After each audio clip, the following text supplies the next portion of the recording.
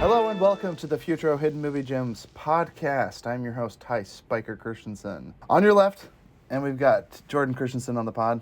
I had a good quote. All I can think about is that your car has 1%. Oh yeah, your window is window integrity. Yeah, window armor, integrity 1%. No, I was waiting for him to. Well, there was a few moments where I'm like, he's gonna get angry enough. He's gonna drop his legendary F-bomb, but he never does. Oh sure, yeah. He's got some mad self-control in this movie, doesn't he? Yeah. Because if you want to get ahead, you got to keep both eyes open. He's such a badass. You know what they should do? They should require that he's in every single superhero movie. Why would you do any Avenger movie after the amalgamation of Avengers without having Nick Fury? Doesn't he Samuel L. is amazing. actually die later on? I can't remember anymore. I feel like he dies a couple times. Yeah. He actually gets impersonated at one point. He goes with like the Skrull or something, and they leave a Skrull back like shape-shifting to pretend to be him. Right. Well, I just feel like I haven't seen him in the newer... Dude, that's because he would not abase himself to be in the he pretty much retired garbage. from that. He sometimes makes very short cameos, but yeah, he's pretty much retired. He's like, can I do it from a chair? I ain't gonna be standing and acting very long. I'll do it from a chair, Anyway.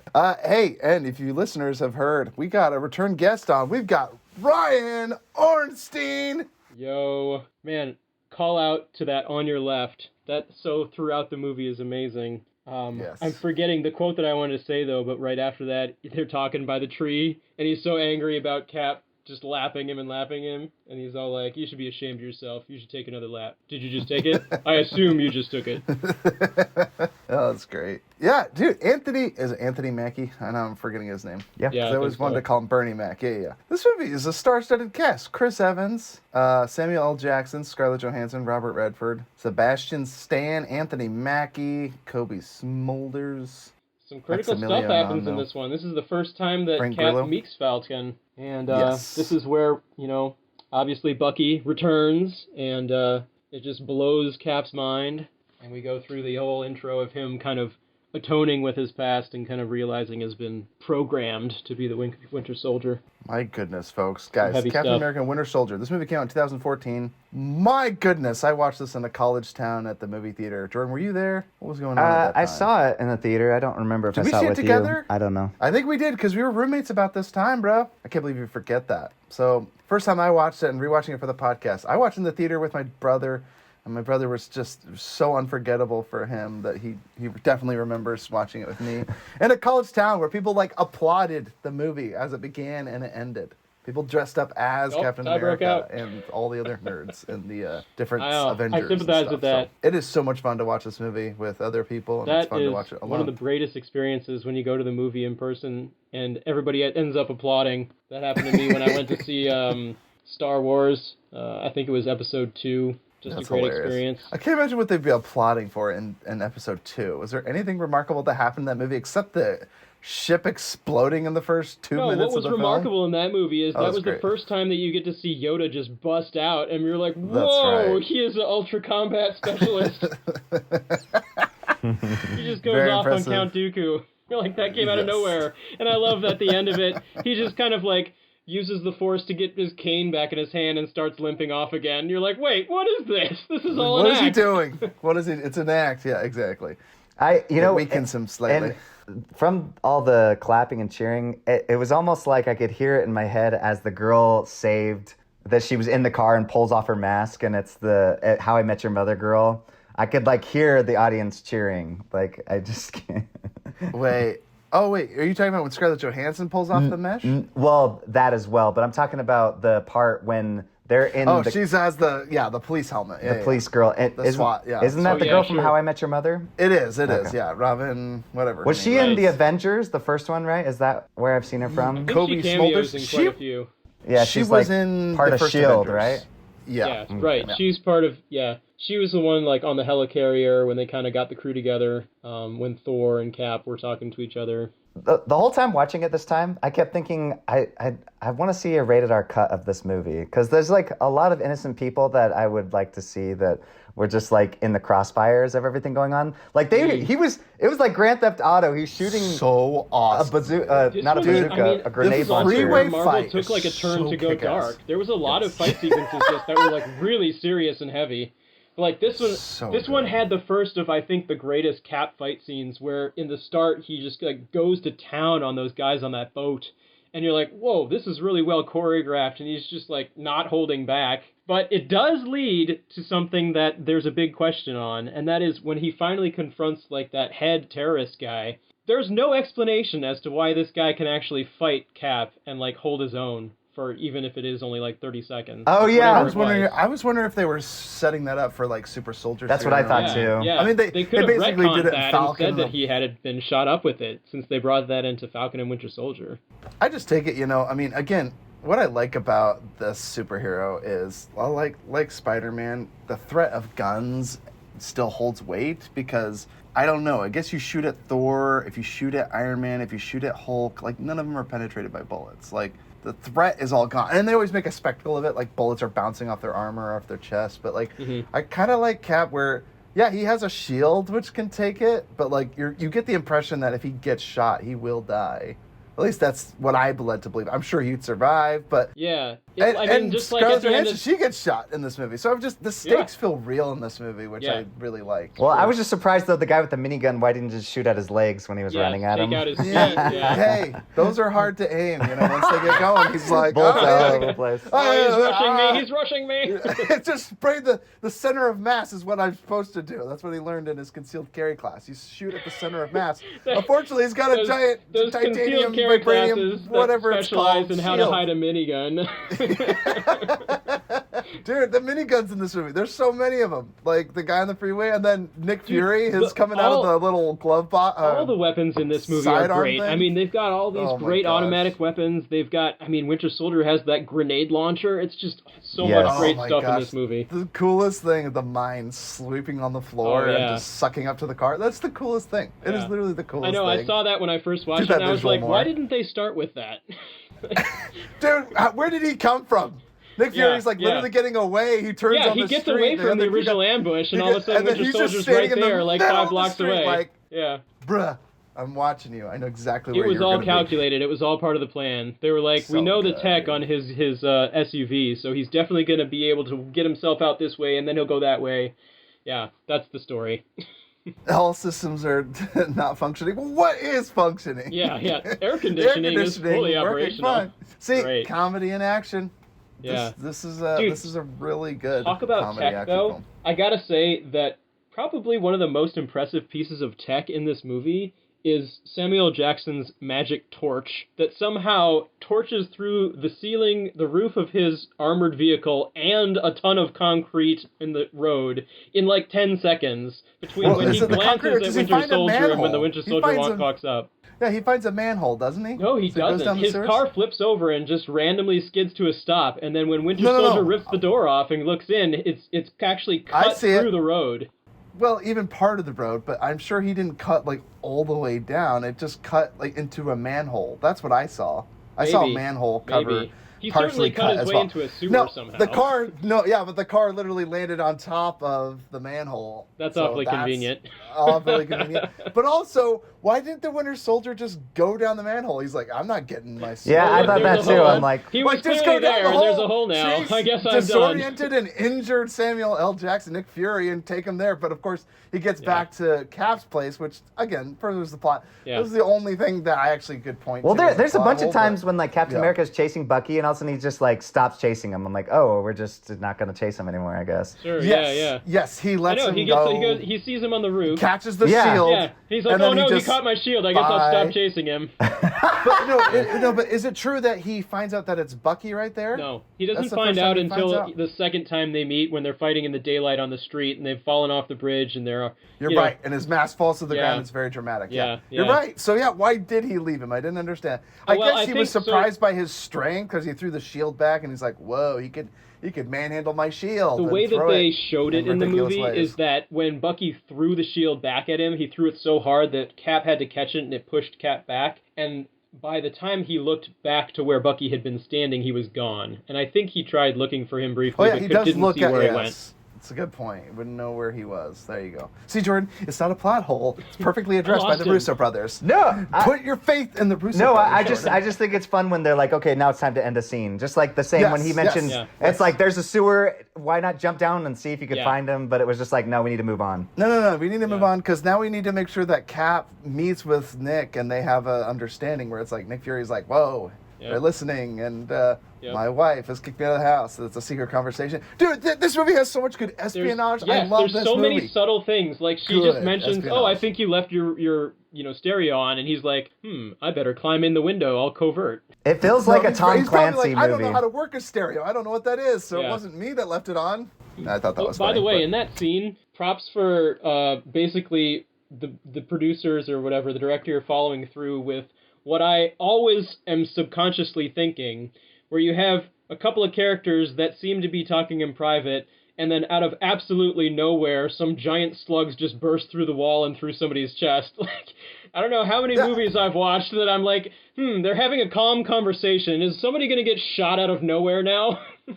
Yeah, he's already said all the plot that he needs to, just enough to get him to go to the next address or whatever. But it is crazy. That was my point, was like, so Winter Soldier just followed him back to Cap's place and then shot him through the window there. It's like he could have shot him in the manhole. But again, whatever. What do I know? I guess he wanted to see, where is he going with this information? Does he have other confidants? But like, maybe not even that is a plot hole. Maybe he actually did follow him through the hole, and all it did is it delayed, from the scene to scene.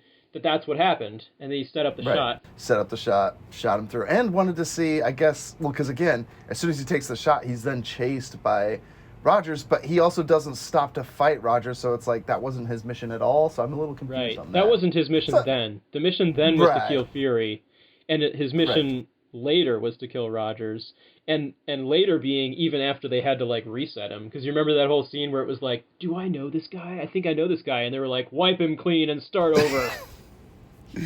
Which, how does that machine work? It puts on half of his face and then starts electrocuting him. It's a play on the old, like, EEG or something, like when they did brain therapy. Right. To rewire them and repurpose them for the... It's a call-out to the MK Ultra stuff that was going on. Made me sad, though. Like, why wouldn't Bucky try to, like, get out of there? He's like, I'm going to go back and let this happen to me. I feel like that's part of the conditioning, is that he's almost supposed to enjoy having the electrodes put on. And he's like, I'm gonna be tough now. Oh yes. Oh, the pain. The steroids they're putting me on are amazing. Yep. So guys, what was it like watching it for the first time you watched this, Ryan, and what was it like rewatching it for the pod? It was amazing watching it the first time. I felt like it was the first Marvel movie to really explore some serious real-world social issues, when it comes to infiltration and corruption and the pros and cons of, for one, global politics, but two, just like a security state that is trying to do the right thing, but maybe is going too far. And I feel like one of the best scenes that I remembered even, 8 years ago when I first saw it, I've remembered since, that Cap was talking to Nick Fury, and Fury was explaining to him that these helicarriers, with the algorithm, identify the targets ahead of time to prevent, the problems. And he says, we can't wait, because Cap goes, well, doesn't the punishment usually come after the crime? And Fury says, well, we have to live in the real world, and we can't afford to wait for that to happen. And Cap just, like, point blank says, well, that's not freedom, that's fear. I'm like, he's got it. This is exploring exactly the kind of thing that people need to be worried about, where the balance is. And what works too is, like, this is just this is just after the first Avengers movie, right? And they had, like, aliens invade from who knows where, from a beam in the sky, giant aliens flying through the city and everything. So it's like, it makes sense that they're like, all right, let's do this. And what I liked about it was, because of the espionage, it's almost like it could happen in secret, so you wouldn't even have the Avengers assemble. Because again, they always run into this problem where they keep raising the stakes so high. They're like, why don't you just assemble the Avengers and stop this world threat? But see, that's why I liked movies like Ant-Man and this one, because it was like, oh, like, it's going on in secret, and before you know it, it's too late. Yes, the Avengers, I suppose, could have ended up helping out at the end there, because it seemed pretty catastrophic. But I also like the idea that, okay, so the Russos directed like 4 of the 5 best superhero movies. These two brothers, the Russo brothers, what are their names? Anthony and Joe. These two brothers are responsible for Infinity War, Endgame, Civil War, and Winter Soldier. And I'm like, that's 4 of the 5 best superhero movies. Like, you could throw in Spider-Man is a really good trilogy. The Homecoming, No Way Home, and they did amazing. Far From Home. Those are fun Spider-Man movies. But like, the Russo brothers are responsible for like more than half of like the best superhero films. I like the standalone, like the first Captain America, Thor, all those are fine. But my goodness, like these guys. Yeah, it's amazing. Guys, fellas. Huge props to them. Yes. Thank you and congrats. So really interesting theme, and I do want to talk about that because I actually found myself agreeing with both of them. I'm like, yeah, they literally just had an alien invasion. Why wouldn't you have helicarriers? Right. But then I was also like, why Fury wants to do that. And then they're like, here's like 4 million people that could become terrorists. Yeah, it's like, that should be a pretty obvious thing of like, wait, maybe we're going too far here.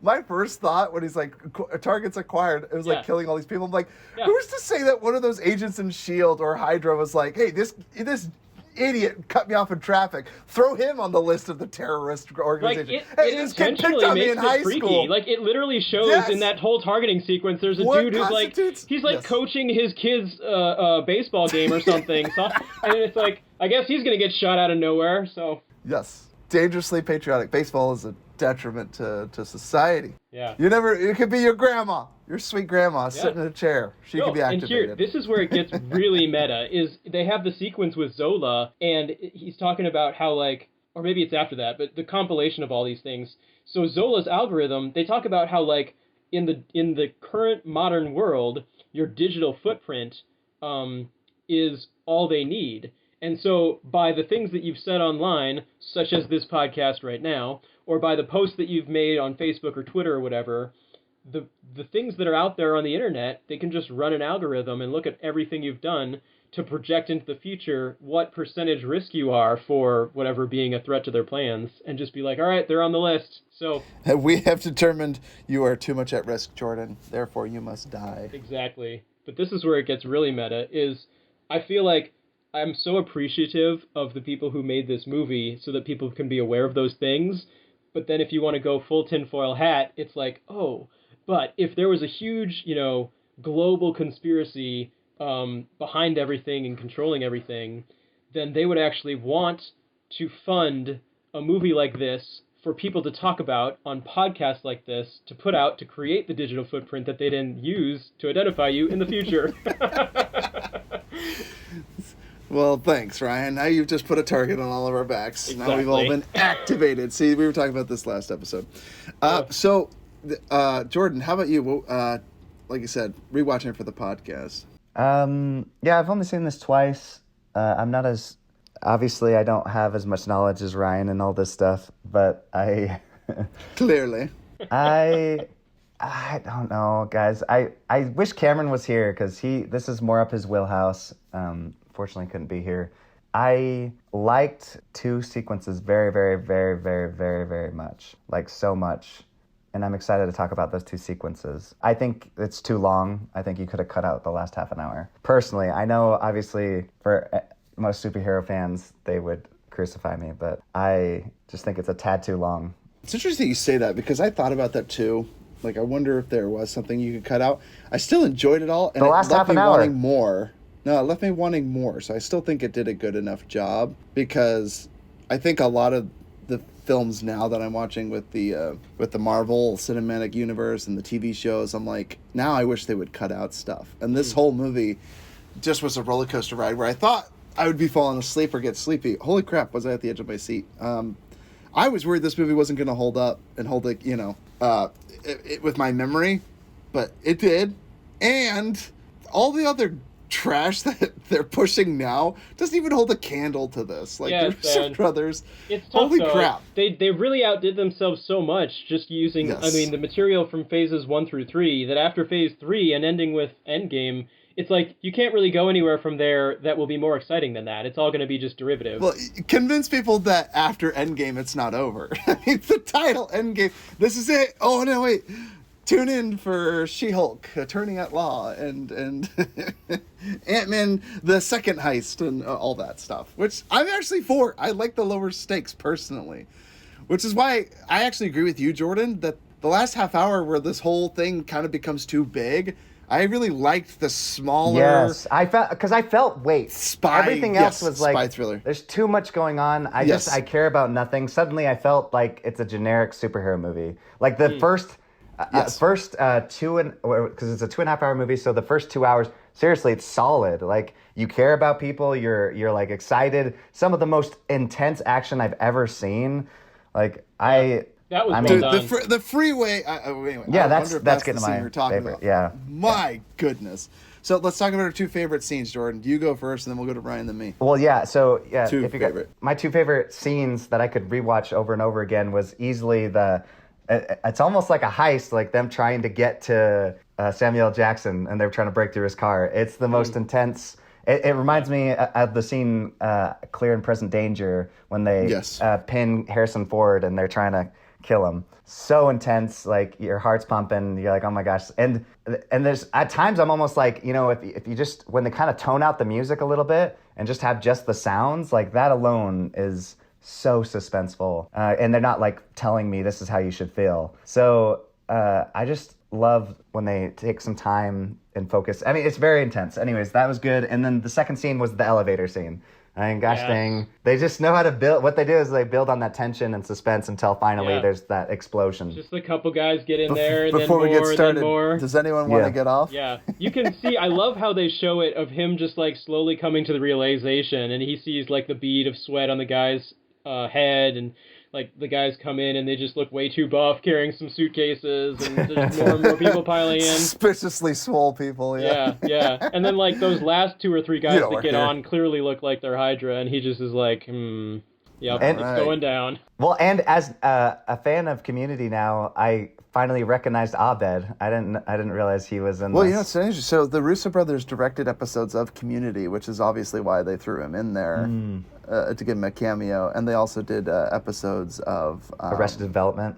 Arrested Development, yeah. So, which we've referenced many times on the podcast and quoted many times. We love these shows. So I'm really impressed with the work history of Anthony and Joe Russo, 2 brothers. Jordan, just saying, you and I, we should go into movies. Make the next Avengers Endgame the biggest movie of all time. It can't work for Disney. Oh my goodness, they'll eat my soul. Yeah. Fellas, so 2 of your favorite things, Ryan. So I pretty much talked about mine, but I could add more. Like, one of my favorite scenes, like I mentioned, is where Cap and Samuel Jackson are talking, and they're kind of having that debate.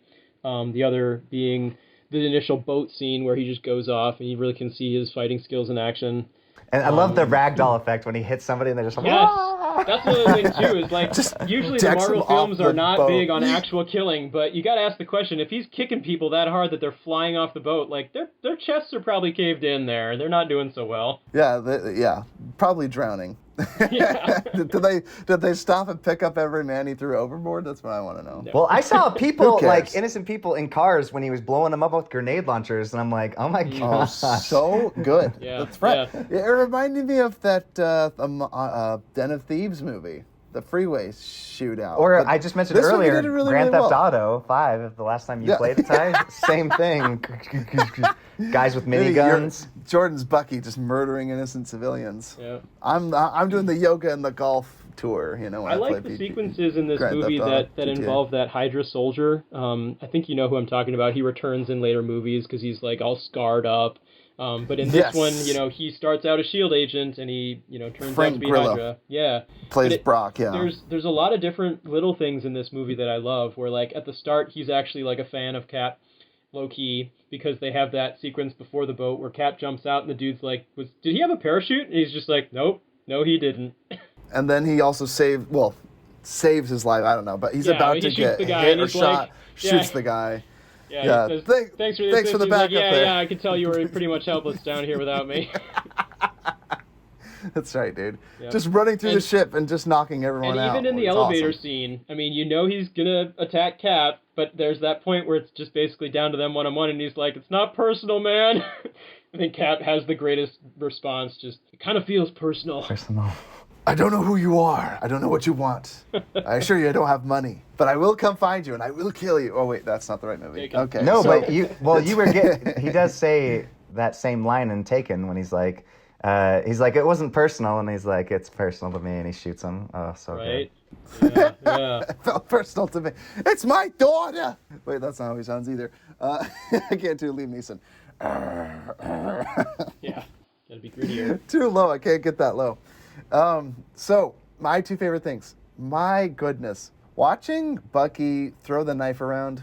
It's the coolest thing I've ever seen. That was nice. Him tossing the knife from hand to hand. Yes. That hand-to-hand combat was the most cool. exciting thing I've seen in an action That's film. right before the reveal. That's right before Cap sees his face. But that sequence, when I rewatched it tonight, I just was so impressed by the filming of that particular motion when he threw the knife from one hand to the other, spinning around during the combat fight. It starts with, okay, we're gonna go infiltrate Hydra, and then the guy that they kidnapped, this Hydra agent, he's like, that's a nuts plan, and then like as soon as he says that, he gets ripped out of the car, thrown across the highway and onto oncoming traffic, and you're just like, whoa, like whoa, the movie. This was probably one of the best bait and switch scenes because you almost knew how this scene was gonna go down. You're like, they're gonna get to the building, they're gonna have a gun at his back, they're gonna try to make him do the things, they're gonna get up to a computer, and then they're gonna have guards come in and they'll have a fight. And everything was to the next level too, because like the next thing he does is he reaches the wheel, and I was like, oh, this is the part where the bad guy takes the wheel and starts steering it, and no, he literally takes the wheel and rips it out of the car. and then she's sitting there like, wait, what do I do now? I don't know. Anthony Mackie's reaction to it, he's like, oh, the wheel. Yes. Like, it's so genuine. He's just like, how the freak am I going to steer now?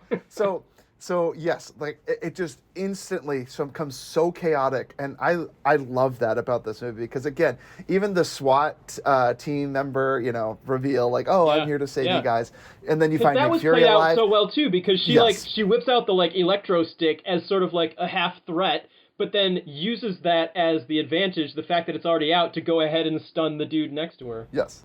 The only thing I would knock on the girl revealed in the armored truck car, it reminds me too much of The Dark Knight when Christopher Nolan had Gary Oldman's Gordon. Commissioner Gordon appears as the other armored truck vehicle passenger protecting Harvey Dent's character in that car. So that was the only thing I would knock on it, but it's still really fun. And the way they did it, where they also revealed that Nick was still alive. I thought that was exciting. But again, like, because I care about Nick, like I was sad to see him go. Yeah. And it was really emotional, and you got to see it affect them. Like, that is what I have to say. For the first time watching it, really affected me because there you actually believe that he just died, and you see the characters like Black Widow like crying. This is after one Avengers movie, and you're like, holy crap! Anything can go down in this movie. You know? Anything can happen. And then it's like, the Hulk has some serum and I can lower my pulse to 1 beat an hour or something like that. Okay. Sadly, watching it again after 8 years, I'm like, that scene has like no impact on me because I'm like, oh, well, obviously he's not dead. Yes.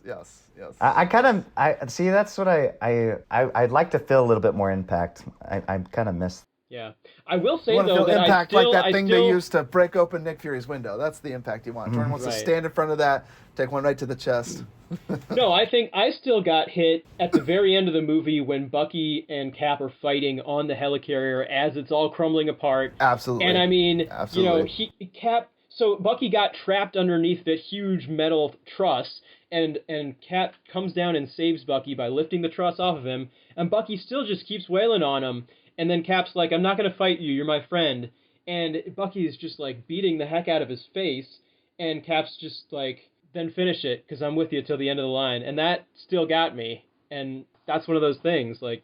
Well, that's what impresses me about this, because Jordan mentioned like this big spectacle at the end. It does feel in keeping with a superhero movie, but ultimately that's what this is, but it's still one of the more effective ones, because even with the ending battle, the emotional weight that Bucky and Cap carry, like he literally just saved his life. Like, is Bucky really gonna just go around and murder? Hopefully not. And that's what makes it so good at the very end. Like, he punches them and they fall out of the sky, and you're like, yeah, this is dark. And then you get to see Bucky at least carry him out of the water. Yeah, it's so good. Like, they did such a great job of just like barely showing the arm, leaves him, pulling him. Doesn't check. Yes, he doesn't even bother to look down to see if he's fine. He just. But he's a superhero, Ty. He's never gonna kill him, and they're never gonna kill each other. So he does. So Bucky actually does look at him just to make sure that he's still alive. Because does he look back? He looks at him for a few seconds, and Cap kind of like starts, getting some of the water out of his mouth, but he doesn't really have his eyes open. He's not really fully conscious.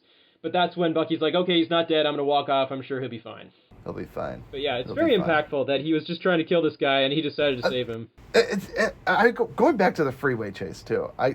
The scene, like I said, from the guy being thrown out his window to the grappling hooks into the hood of the car, to jumping off of the bridge, to shooting up at people down and up above, grenade launchers, rocket launchers, innocent bystanders likely dead and killed. 100%. It's exciting. I'm sorry, I know, and it's not like, I need innocent civilians killed. They didn't even show any necessarily one person getting killed or harmed, but the stakes felt very real, because one thing you mentioned, the theme about like trust and everything. I love that it was a bunch of police officers that were shooting at Nick Fury. Right. It add this sense of like, why are the cops? But again, what's so great is like there are no cops in the area, and it's like, well, who the freak are all these men with badges that say, Exactly. That's why that New York City police, comment was so necessary. That it was like, yep, there's no cops. These aren't cops. This is all. But I love the image of a bunch of guys in like as officers shooting at him. It made it so terrifying, because you're like, these are seemingly good. Like, who can you trust? And that was such a good way of establishing the theme of this movie. And even leading into that scene, they gave a head nod to the low-key police racism, too. Because, like, they pulled up next to him at the stoplight, and he looked over, and they're both staring at him. And he's just like, you want to see my lease? You want to see my lease? Dude, Samuel dude, he makes me respect him. I'm like, dude, that's freaking awesome, dude. Yeah. Like, that's culture right there, man. Wins out. I love it. I'm all on his side. I'm like, kill these bad cops. But yes, that was a great scene of showing off, like, just basically the one against the many, the cops and the SWAT, and he was just pulling out all this crazy tech left and right. Yes. Great scene. And it was funny too, because this also, again, everything reminds me of something. I'm a huge movie nerd, so I thought of Live Free or Die Hard when Cap fights the big jet on his motorcycle. And Bruce Willis fights the jet. Bruce Willis fights the jet and Live Free or Die Hard in that movie. And I remember thinking that was kind of ridiculous. This one, again, this is a guy that can do amazing acrobatics. He can run. He can throw his shield. Ty, you said not a lot of innocent people die. You watch him kill a lot of innocent people. Bucky kill a lot of innocent people. Remember when he throws the guy into the jet propeller? Yeah. That was the other thing. Okay, so yes. He goes on a massacre. Yeah, it is. No. So yes, you're right. You do see agents of S.H.I.E.L.D. getting killed. What I'm saying is, like, for some reason in movies, like, they always show, like, what like in Green Lantern, remember when that like yellow guy comes out of the sky and he starts eating up all those souls? Mm-hmm. And then there's like one woman they focus on, and she has her baby, and she's like, not my baby. And then like they save that one woman, because it's like, you saved small that victories. One civilian that you're supposed. Yeah, small victories. This one didn't waste any time. Moral there victory. was no civilian. Yes, this movie made no time for any one random civilian. Remember they? What? Oh wait, which one? I'm trying Anthony to remember. Mackie, maybe. Yeah, Falcon. Well, I was going to say Scarlett Johansson yelled at a couple people, get to cover! Get out of the way! Get cover! Get the frick out of here! Right as she got shot. You stupid idiot! Yeah. Oh, no, I know. There was one point in the movie. So when they did the reveal, when Cap goes on the intercom and he finally reveals that S.H.I.E.L.D.'s been infiltrated by Hydra, and he asked them not to launch the helicarriers. It has the sequence where the nerd sits there and he's I'm not going to do it. That was amazing. Yeah, that's where we're supposed to care about that specific guy, and that's why in that gunfight that eventually ensues, he's actually like rolling on the floor under the tables, and he doesn't die. You care about him. Well, did he miss? Because he shot at him, so I'm like, did he kill him? And then all of a sudden, 2 seconds later, he's crawling. He shot at the other guy, that the detective that had the gun on him. Oh, it was such a quick cut. I couldn't see who he was shooting at. So. It was the neighbor for Captain America's neighbor. Well, but bullets were flying everywhere. A lot of innocent people would have been dying, but of course they didn't show anybody. They didn't really show Everyone got rushed to safety. Everyone was fine. They did show certain people getting shot, but the one nerd from the computer, he was okay, and that's the one we're supposed to care about. I kind of wanted to see somebody use somebody else as a meat shield and just... That's rough, yeah. I've seen that in some movies, yep. Yes, Tropic Thunder. I love it. So, I love it. It reminded me... too, like of all, like the sum of all fears, the clear and present danger. Yeah, I said Tom Clancy earlier. Tom Clancy, the great, 24, Jack Ryan, Shadow Crew, all of those things, like it had all those elements in it, wrapped up in a superhero film. And you're right, like it is PG-13.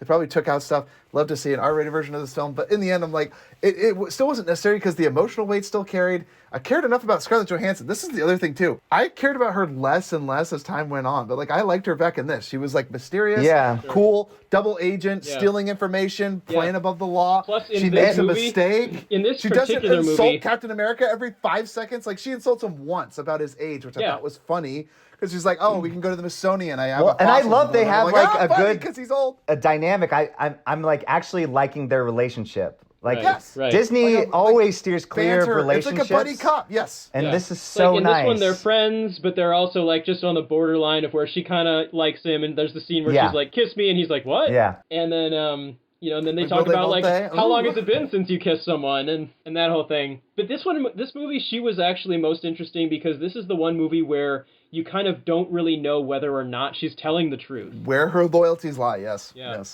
she kind of does say in this one she doesn't really know where her loyalties are anymore because she doesn't know who to trust. And she does isn't able to recognize whether the orders are lies or not. Yes. There's so many great scenes in this movie, too. Like, Robert Redford. I had to address this. So the casting choice for Robert Redford is not an accident. I obviously think it's in reference to All the President's Men, like the espionage film about Robert Redford and Dustin Hoffman discovering the Nixon scandal, Watergate. It's a great thriller, like a political thriller, and it's very in keeping with that. And I'm like, no wonder they casted him. Obviously, the Russo brothers are like, that's the tone they're going for in that role. Yes, and he does great because like I remember watching it for the first time. And it didn't even hit me like Robert Redford, this amazing actor. I'm like, of course he's gonna have a bigger role. Like I would see it now a mile away when like, oh, they have this actor, he's gonna be the villain. Like he's the biggest star in the movie. Who else are they gonna have? Right. But that's what's so fun about watching it the first time. There's a lot of good little reveals in this movie. Like you have that whole sequence where you actually get confirmation that he's a bad guy because they're at his home, and then Winter Soldier shows up, and at first he looks concerned, but then he's like, "You want some milk?" And then like the house cleaner comes back, and he's just like, "Oh, I wish you had knocked." Bang! I really liked you. It shoots her like 3 or 4 times. Yeah, now I gotta go find a new housekeeper that's as good as you. Oh, that was rough. And maybe the new one can clean up all the blood of this murder scene I've just committed. Maybe they get Bucky to clean up. Maybe Bucky's on cleanup duty. Like, who cleans that body up? It's the butler from There Will Be Blood time. Yes. No, but that's just such a good job of doing like a really serious reveal like that. Yeah. No. Again, that is so that clear and present danger. There's literally that scene where that villain like strangles that woman to there's so many elements into it, but it worked so well because I even like it's almost cartoonish, but like the whole scene where they go into the bunker and they find this computer. They put a flash drive in, and then it just activates this Nazi computer screen. Yeah. Very like 1980. That was kind of the superhero, cool, cartoonish stuff. But like, I totally liked it. He's like, my brain has been uploaded in all these servers and computers, and I'm literally just here to tell you that you're gonna die. Yeah, I was like, that's such a waste. Like, how long has it been since he's been activated? And then he wakes up, and he talks about all this stuff that he probably would not have known about because he's been offline for all those decades, supposedly. And then he gets done with the whole explanation, and then he's like, and now we're all going to die. And then he'll come back in the future and be like, it's called the cloud. I uploaded my conscience to the cloud. Well, and in the more recent one, I think that was Age of Fraulein. Oh, wait, no. Was he in one of the other movies, or was it just in the What If episode? That actor was in the first No, Captain I mean America, after that. First Because I think in one of the What If episodes, they actually say, this is your last database, so if we destroy you, you're actually dead forever. He's like, oh no, Fraulein, don't let that happen. I loved it. It's kind of silly, but I love the visual. It was so iconic for me because it reminded me of like, again, almost like 1984 meets like War Games somehow. Like, I don't know. It just like had that nostalgic, like creepy computer screen, and he's talking to you in his robot voice. Yeah. I thought it was fun. No, I mean, good exposition dump, very memorable. Again, in that sequence too, you know, Zola's explanation of the history of things also did a great job of kind of mirroring real life, where people talk about, you know, certain events throughout history where, you know, something serious happens, whether it's 9/11 or what have you, and there's chaos and then there's order out of chaos. And so there's the theory of, there's the theory of like, okay, well, are these events sort of pushed into happening in order to enact a certain policy like the Patriot Act that takes away our rights? The CIA suggested to Kennedy that they murder American citizens and stage it like it was a Cubans, so they could investigate the Cuban Missile Crisis. Yeah. They're like, well, it's a small price to pay to keep everyone safe. They're like, let's just murder some American civilians and we can go over it. This has really happened. I know, guys. it's like, crazy. This isn't a conspiracy theory. Dude, and it's crazy because you watch movies like this and you're like, oh my gosh, like that's crazy. Who would ever do that? I'm like, they've done it. This movie is not necessarily like an original. The end of the movie where you had Scarlett Johansson like taking the fall and she's like, hey, here's all the government secrets. I thought of Snowden. I was like, holy crap. Yeah, He's just revealed all the secrets that the government has done. And people were like, oh, they spy on me. Well, whatever. Is Snowden a terrorist or is he like a hero for America? I don't know. Wait a minute. They're listening to all of our conversations, but let's see what the Kardashians are doing. That's more important, apparently. What?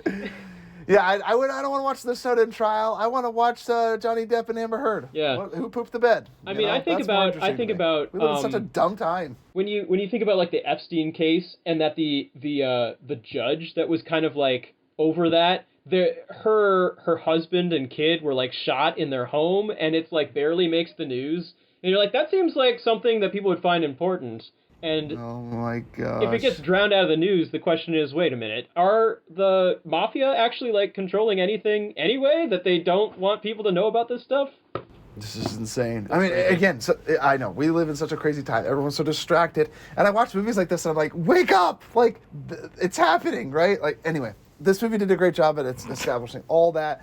I could go a whole thing. I love the Hydra infiltration. I thought that was so exciting. Oh, like, it was so funny because like they had the one senator and he's like, "Hail Hydra," and then he gets like caught at the end because all the secrets are revealed, and it's ironic because it's like, well, if that was kind of more like the current state of affairs, it would probably be the opposite, where all of the senators except one or two would probably be part of the thing. Exactly. Watch The Big Short. How many people went to jail? One Scandinavian lawyer. Who was it? Politician. You get the one guy that they can throw under the bus and be like, see, everything's fine now. That's why Lee Harvey Oswald got shot. That's why the guy that killed him got... So, and then you have, what is it? When Epstein goes to jail, he gets suicided. And then Now, dear listeners, everybody put on your tinfoil hats. We're going to begin the second half of this episode where we talk about real freaking conspiracy theories that are happening right under your nose. No, the craziest thing, I think most recently, there was some dude that actually got like shot in the chest by a shotgun and hung from a tree with an extension cord, and they said that's a suicide. And you're like, that looks more like a straight up murder and then hanging him on a tree as a demonstration. But don't worry, Ryan, they also counted as a COVID death, so it doesn't he had COVID at the time. Yes, it's COVID death for sure. My goodness, folks, guys, watch movies like this, inform yourself, read good literature, check your sources, and guys, do you have any other quotes or things you want to throw out? One thing I wanted to throw out, when Cap, he has like a list of things that he's missed when he's been away from the 1940s or whenever. Yes, the list. I'll add it to the list. And then you gotta pause it to see what's on that list. Yeah. So I wrote it down here. I can read it for you for the listeners. Okay, so on the list he put I Love Lucy television show. I'm just gonna say he should be watching. I would say.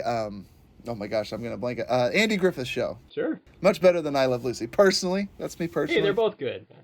And they put Moon Landing. Yeah, that would be, good. that should be up there. I mean, he probably was like, wow, we went to space. Yeah. But then again, that's not more remarkable than anything else that he's seen, though. He's like, I've been to space myself. I've punched aliens. He's probably like, the moon landing's probably pretty underwhelming for this guy. Yeah. The Berlin Wall, up and down, that's good. Because, I mean, he fought Nazis himself, so he's probably interested in all that stuff. And he put Steve Jobs' Apple. I don't know if it means he's supposed to buy a phone or he's supposed to watch the Steve Jobs movie, which is really good. Danny Boyle. Best Steve Jobs movie there is out there. And then he put disco. I don't know if he's supposed to listen to disco music, go disco dancing. Probably learn about that whole trend. Like, whoa, that was an interesting thing.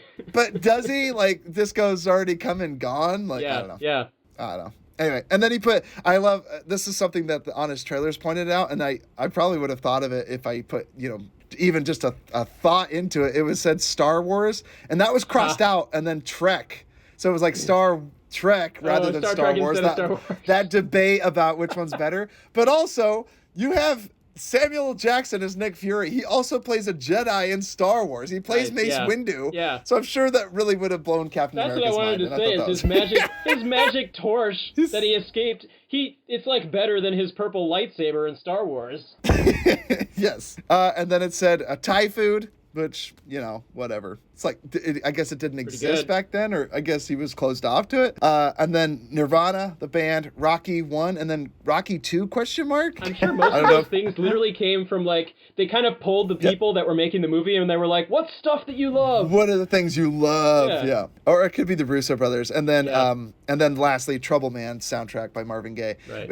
I think it's super funny. Hey, I was going to ask you guys, if you could tell Cap one thing that he's missed out on, that you guys grew up with, I would just tell him, get a Game Boy. I've been like, dude, get a Game Boy. Get an emulator that plays your Game Boy on your phone, or actually buy an actual Game Boy and play some Pokemon Red, dude. That's what I'd tell him. It'll change your life. It'll make you a better man. Well, if I was adding to his list of stuff to watch, I would definitely have him watch the X-Men from the 1990s. That's a pivotal cartoon that basically shaped my personality. Just seeing how well they did those serious social issues and like just the character and integrity of those characters. And then you say, don't worry, someday you will share the rights to this, just like they did for Spider-Man. They said it was an impossibility, and yet they got it done. Yep. Thank you. Jordan, how about you? What would you tell him? Not to make him relive the trauma, but probably Schindler's List. No! Hey, sit down and watch this. Oh, jeez, is this what happened after I was gone? Yes, this is what Redface got out to, or Hitler himself, I guess. Is Redface Hitler, or is he just an SS general? So the Red Skull, the Red Skull is actually supposed to be one of the underlings of Hitler, but he's portrayed to have kind of like subverted, so basically kind of like went rogue. Right. Well, because Hitler actually, they say he had a bunch of scientists and stuff tried to like create time travel and do all this other stuff. I heard like he actually had scientists look into it. Well, it's crazy because it's like, wait, I am creating a time machine so we can go back and kill me as a child. Hitler was actually very interested in the occult and things that were mysterious, and so the Red Skull was supposed to be the one who led the investigations and therefore got drunk with power that was gained from actually learning all those occult things. And maybe he was under the impression that he had to go back and kill someone more evil than him at the time. I don't know. Sure. Now or so he could have complete control over everything, probably. No, I know, but I'm just making the joke because we all know the adage, like, if you had a time machine, would you go back and kill Hitler? Like, that's always the joke. Yeah, but so I just think it's funny that he had it. If he had invented a time machine. Well, I still find it funny. He's like, I'm inventing it so I can kill myself as a younger kid before I do this terrible thing I'm about to do. They did that in Hishi as well, when they were like, why don't we go back to when Thanos was a baby and kill him? And they're like, gonna kill a baby? And then they're like, baby Thanos, so I guess we just raise him to be good now. Yeah, maybe he just wanted a hug when he was a kid, you know? Yeah. Yeah, support your local outcast, because otherwise they could go crazy and shoot up the school. So just be aware of that. Yes. And one thing I liked notice in the theater or in the museum when Cap's walking around, he sees all these young kids aspiring to be like him, be like Captain America. I liked it, and there was boys there, there was girls there, the boy that recognized him, and Cap just is like, shh. Yeah, shh. Don't tell your mom. I loved it. There was boys there, girls there, black kids there, everyone could aspire to be like Captain America. A very white and powerful actor named Chris Evans with an amazing body. But I like that they actually had like all the rest of the crew there. Like they had his whole whatever they called them. Yes, it wasn't a one-man show. He had everyone else that was in his team. But no, I'm being serious though. Like everyone could aspire to be like him. Like he's a good person. Cap is always trying to do the right thing, even if it's not the popular opinion. Which is why I really like Captain America. His whole arc is like that's why Cap's one of my favorites. He's my favorite character because he basically is the moral high ground. He's the one that's always trying to do the right thing morally. And that's why Iron in Man's Civil War, taking shortcuts. Iron Man's like, let's do it by the letter of the law, or let's do what they're saying because it's the right thing to do to prevent the danger. And Cap's like, no, this again, just similar conversation as he had with Nick Fury. He talks to Iron Man in Civil War and just says, no, this isn't right because it's going too far. See, anyway, my point is, you don't need to look like the characters in order to relate to them. Which, like, do you think I look anything like Brad Pitt? And I've wanted to be him in every single movie he's played in, except Burn After Reading. And I wish I could be him, Holy crap. And my point is, like, you can take and extrapolate anything. I'm seeing this now. I'm watching Rings of Power and She-Hulk, and I'm like, yeah. It's good that these movies exist for different people, because if you need to see a movie and have to look like the person or identify as the person that you're watching on screen, I think you're doing movies wrong. You can aspire to be a lot of different things. I wish I was Will Smith growing up. Will Smith was the coolest person. Oh, yeah. Now he's bullied by his alopecia wife and slaps comedians on stage for dumb jokes. And I'm like, you're a loser now. It's so sad. I wanted to be Will Smith growing up, dude. He was the coolest action star. Independence Day, iRobot, Fresh Prince of Bel-Air. He was the coolest person. Yeah. Most charismatic person ever. I sympathize with him. I mean, he's really just trying to do what he thinks is the right thing, but unfortunately he's in a bad situation right now. Oh, for sure. Sad. Anyway, I feel like I am watching a Disney movie with Ty talking about all these messaging on the opposite side of Disney. That's right. Hey, so She-Hulk mentioned that heroes are only millionaires, orphans, and narcissists. And I'm like, lady, it turns out, I was watching this movie, I'm like, he's not an orphan. Then it's like, oh, his parents are dead. So I'm like, okay, but he's like an adult living on his own. So he's technically not necessarily an orphan. Yeah. But his parents are dead, and he's got a friend, and he's not a millionaire. He's broke. I mean, Captain America, does he have a dime to his name? How does he live life? He's like, just going around being fed by someone. I don't know. What's his job? He's probably got some sort of government stipend from saving the world so many times. And then he goes and volunteers like Falcon did. Yes. Which I love Falcon. Bernie Mac was great. I loved his character in this movie. You keep calling him Bernie. It's Anthony. I said Anthony. Yeah. See, I said it again. I was going to call him Bernie Mac. I don't know why. No. No, Anthony Mackie. He's great. I love watching him dual wield pistols akimbo and jump off the backside of this carrier shooting. That was awesome. Yeah, his acrobatics in this movie were great. I mean, again, it was the first time that they introduced that whole Falcon character and his flight suit. But yeah, his choreography just flying was amazing. Yeah. Brilliant. I even enjoyed just the brief gunfight between Scarlett Johansson, Black Widow, and Winter Soldier. That was nice when she was on the ground and he was on the bridge, and she was actually keeping him busy even though he had this automatic rifle and she just had her little pistols. Yep, shooting little pistol. Pew, pew, pew. It's great. And then she has like a little magnetism, shuts down his arm for a second. You're like, oh, that's a very good trick. Very good trick. A lot of little subtle jokes in this one. I like she shocks herself and she's like, oh, that really does sting. I like the Apple employee that like objectifies Chris Evans. He's like, you guys are practically twins. Yeah, I wish. Specimen. It's like, specimen. He reminded me so much of the people that Jordan used to work with. You worked at Apple, right, Jordan? Yeah. Yeah, you have no soul. It's like, oh, we're going for a honeymoon. Where are you going? To New Jersey. I thought that was funny. Sure, yeah. I loved when they were saving Falcon when the carrier was crashing into the building, and they're like, all right, stay where you are. And he's just like, not an option. And Stan Lee, his cameo in this, absolutely wonderful. R.I.P. Stan Lee, we love you and miss you. I thought it was great, like showing up as the mall, what do you call it? The security guard. The security guard at the mall, or the museum. The museum. And the suit it disappears, and he's like, "I am so fired." Great. That's great. And then Abed's cameo, you mentioned that, Jordan, because again, Russo brothers directed. How cool would it be just to be a part of any movie, like just in a movie like this, like even if a small role would be really cool. So every time I see Stan Lee in these cameos of the older movies, I just want to salute him. I'm so glad that he was able to do that. The only other plot hole I put down here, and I think you guys will agree with this, was let's shoot the 3 carriers down out of the sky. It's like, why not safely land them first and dismantle them. Like, shoot them out of the sky. It's like, it's raining down. It's okay. Giant they were all just flying over the Triskelion base anyway, and they wanted to destroy that to take out S.H.I.E.L.D., so it's okay. There was a bunch of innocent workers there. There was a lot of innocent people there that were on the side of Cap and S.H.I.E.L.D., not Hydra. But they had to destroy the infrastructure too, otherwise they would just build more helicarriers. I get why they did it. My thought was like, it's a little reckless. Do it now, destroy it. It's like, makes for a good movie climax, though. It's almost like they planned that on purpose. And yes, it's almost like, my goodness. Anyway, I like it. Yeah. And I love the idea. My joke was just like the people, like someone that worked for Hydra was just adding a bunch of people, problematic people, like people that buy vegan milk and people who cut them off or bullied them in high school. So anyway, I just thought that was funny. Like, they just throw them on the list. They're obviously a threat too. They're a threat. They're on the list. They did something as innocuous. They once in their lives posted something on Twitter that said, hold our country's leaders accountable. Okay, well then they're clearly a terrorist. Yes. This person is just waiting for trouble, just looking for it. When you talk about plot holes, I think one of the biggest ones was how in that whole targeting sequence, it literally showed that they were targeting Tony Stark in the Stark Tower. And you feel like during some course of this movie, one of them would have been like, hey, do you have a cell phone? Hey, let's call Tony, just to let him know we probably need some help with this. Right. Again, this one of those, like, early on where the Avengers just happened, and you're like, okay, they're kind of working as a team. Do they have their act together? Like, is this an official thing?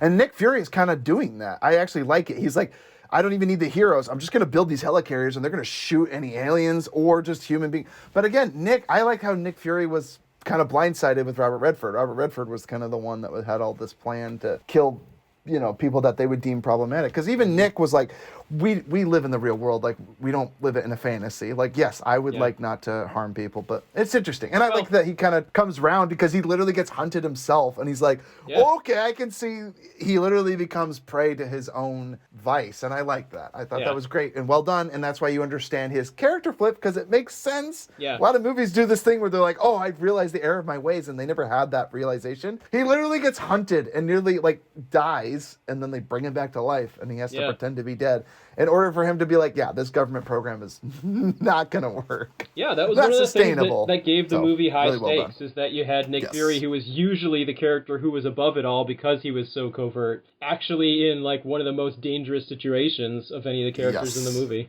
Yes, Nick Fury, he's the leader of the Avengers, and he's going to be killed by these evil men. Awesome. Super duper awesome.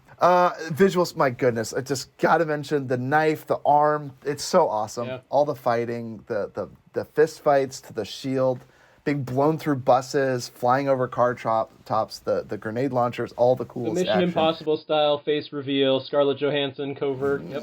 Yeah, pulls off her face. Yeah, little mesh hologram face. Pretty cool. I gotta say though, when it comes to plot holes, I feel like she also would have known to take off that little badge.